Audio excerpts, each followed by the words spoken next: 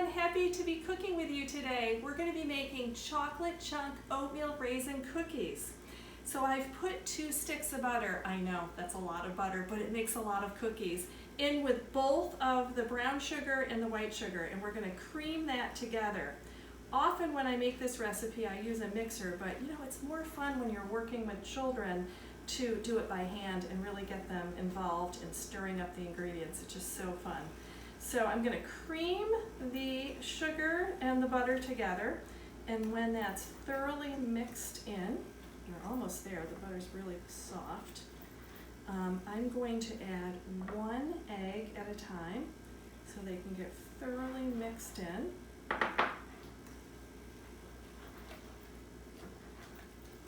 Okay, and add the second one. And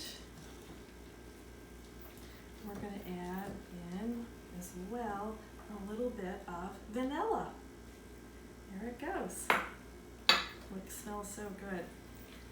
Okay, and after all of that is mixed together, we're going to start to add our dry ingredients.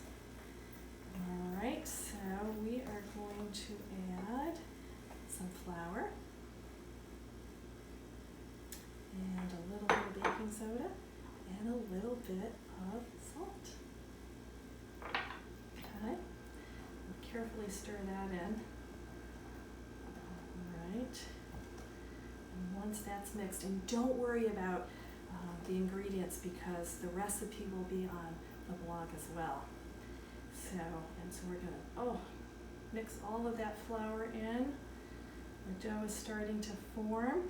And now we're going to add in the oats and some of our family secret ingredients. We like to use raisins, golden raisins, makes it nice and sweet. And I have broken up a Lindt chocolate bar into little chunk pieces, and I'm going to put that in as well. And we're going to mix all of it together. Oh my, it smells so good. And the dough is really a nice treat, especially now in the fall. So, and once that dough is all mixed up, you can put it on a cookie sheet and bake it in the oven. Okay, and let me show you. I happen to have some that are baked already, and this is what they'll look like. And I often do a little bit of fleur de sole on the top as well before I put the cookies in. So happy baking, and next time when I do my cooking segment, I think I'm going to be cooking with some Bulldog pups, so stay tuned.